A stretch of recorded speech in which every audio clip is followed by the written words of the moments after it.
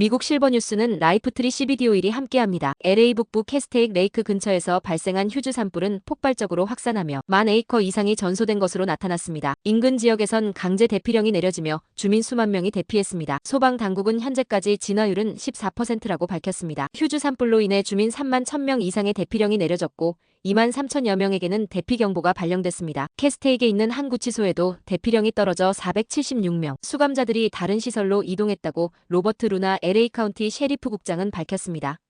트럼프 대통령 취임 33시간 만에 불법 이주민 460명을 체포됐으며 이와 별개로 해외 난민의 미국행 항공편도 무더기로 취소됐습니다. 로버트 살레세스 국방부 장관 대행은 남서부 국경에 1,500명의 병력을 파견한다고 밝혔습니다. 워싱턴 포스트는 행정부 당국자들을 인용해 군이 많게는 1만 명의 병력 배치를 계획하고 있다고 보도했습니다. 워싱턴 포스트는 당국에 배포된 문선에선 이민세관 집행국이 구금자 수용 능력을 2배 확대하기 위한 준비에 나섰다는 내용도 담겼다고 보도했습니다. CNN은 국무부 메모를 인용해 앞서 정해진 절차를 완료하고 미국 입국을 앞두고 있던 난민들의 항공편이 취소됐다고 전했습니다. 미국은 그동안 아프가니스탄, 콩고민주공화국, 베네수엘라, 시리아, 미얀마 등 국가에서 자격이 있는 사람을 추려 난민 지위를 부여 미국 입국을 허용해왔습니다. 소식통은 이번 조치로 난민 약 1만 명의 미국 입국이 무산됐다고 전했습니다. 도널드 트럼프 대통령이 세계경제포럼에서 진행한 온라인 연설에서 미국에서 생산되지 않은 제품은 모두 관세를 내야 한다고 강조했습니다. 트럼프 대통령은 원격 연설에서 미국에서 제품을 생산하면 지구상 어느 나라보다 가장 낮은 세금을 부과하겠다며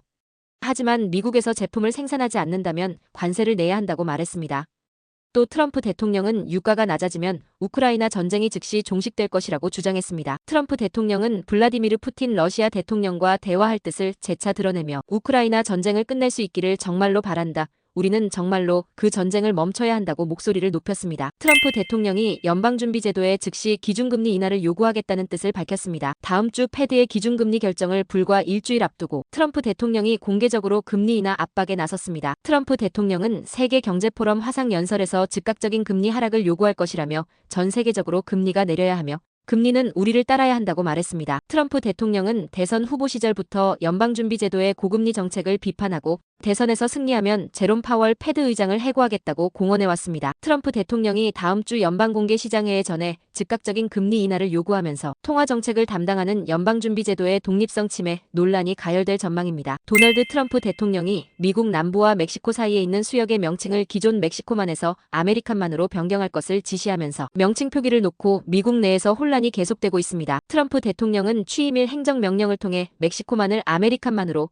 알래스카주의 북미 최고봉인 데날리를 맥킬리산으로 각각 변경하도록 지시했습니다. 특히 지도 제작업체나 지도 앱의 경우 명칭 문제를 놓고 혼란을 보이고 있습니다. 이와 관련 미국 지도 제작업체인 내셔널 지오그래픽은 개별 사례에 대해서 언급하고 있지 않았습니다. 구글과 애플의 지도상에는 여전히 미국만이 아니라 멕시코만으로 나와 있는 상태입니다. 한국 뉴스입니다. 탄핵심판 4차 변론 기일에 윤석열 대통령은 물론 비상계엄을 주도한 혐의로 구속된 김용현 전 국방부 장관이 증인으로 나왔습니다. 윤 대통령과 김 전 장관 모두 계엄 선포의 의미를 애써 축소하려 했지만 의무는 해소되지 않았고 논란이 계속됐습니다. 김 전 장관은 경고성 계엄이라면서 왜 국무회의에서 그 사실을 공유하지 않았느냐는 지적엔 전략적 차원이었다는 답만 내놨습니다. 김용현 전 국방부 장관은 계엄 지시 상황이 담긴 쪽지에 대해서도 증언했습니다. 그 쪽지를 자신이 만들었으며 총리와 행안부 장관에게도 전달했다고 말했습니다. 공수처가 윤 대통령 사건을 검찰에 보내면서 재판에 넘겨달라고 요구했습니다. 공수처는 기소권이 없어 사건을 보내 검찰이 재판에 넘기는 수순을 밟아야 하는데 당초 밝혀온 사건 송부 시한이자 1차 구속 만료 기한인 오는 28일보다 닷새 빠르게 사건을 검찰로 넘긴 겁니다. 36일 만에 다시 사건을 넘겨받은 검찰특별수사본부는 수사기록 등을 검토하며 미리 준비해온 윤 대통령 조사 작업에 본격 착수했습니다. 윤 대통령의 구속기한을 한 차례 연장할 경우 다음 달 2월 5일을 전후해 재판에 넘겨야 하기 때문인데 당장 이번 주말에 조사가 이뤄질 가능성도 거론됩니다. 끝으로 날씨입니다. 남부 캘리포니아 오늘 강풍 예고됐습니다. LA와 오렌지 카운티는 낮 최고 기온은 81도, 밤 최저 기온은 55도 예상됩니다. 벨리와 인랜드 엠파이어 지역 낮 최고 기온은 82도, 밤 최저 기온은 42도 전망됩니다. 해안가 지역은 낮 최고 기온 72도, 밤 최저 기온 58도 예상됩니다. 산간 지역 낮 최고 기온은 52도, 밤 최저 기온은 24도, 사막 지역은 낮 최고 기온은 68도, 밤 최저 기온은 25도 전망됩니다. 오늘의 뉴스 읽어드렸습니다.